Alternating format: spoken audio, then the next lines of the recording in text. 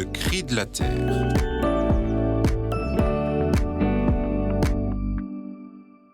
Il est rare que l'actualité écologique nous fournisse sur un plateau de quoi nous émerveiller.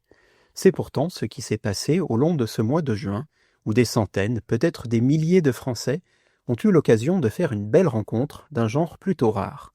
Peut-être en faites-vous partie, ou l'avez-vous remarqué sur les réseaux sociaux. Ce mois de juin 2025 est le mois du Lucane cerf-volant. En peu de temps, on a vu fleurir sur Internet des photos de ce magnifique insecte au corps acajou et aux impressionnantes mandibules, accompagnées de commentaires variés sur le thème « Regardez ce que j'ai trouvé ce soir dans le jardin, sur le trottoir, etc. » Renseignements pris auprès de l'OPI, Office pour la protection des insectes et de leur environnement, ce mois de juin chaud et sec s'est traduit par des émergences massives de lucanes adultes.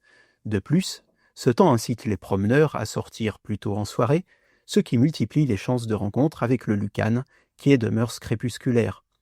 Ce pic d'abondance est une bonne nouvelle, car le cerf-volant est une espèce de plus en plus rare. Pour survivre, il a besoin de bois mort, en priorité de chêne, car c'est là que la larve va se développer pendant 3 à 5 ans, rongeant le tronc pourrissant, la vieille racine ou la souche, près de laquelle les œufs auront été pondus. Le jour venu, cette larve, en forme de gros ver blanc, s'extrait du bois, s'enterre, et fabrique autour d'elle une sorte de coque de terre et de copeaux, à l'abri de laquelle elle se transformera en nymphe puis en insecte adulte. La vie au grand air ne durera que quelques semaines, le temps pour les mâles de séduire une femelle, parfois au prix d'affrontements plus spectaculaires que meurtriers à coups de mandibules, et pour ces dames de pondre une trentaine d'œufs dans le sol, près du bois nourricier. Les lucanes adultes ne se nourrissent quasiment pas, on les voit tout au plus lécher la sève sur une écorce éraflée.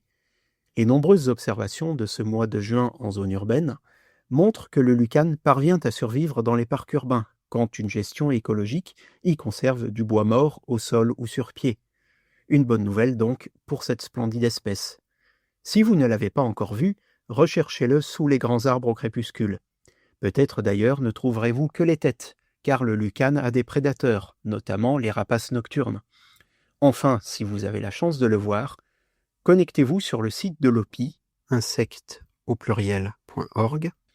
pour transmettre vos observations et contribuer au suivi et à la protection du grand cerf-volant.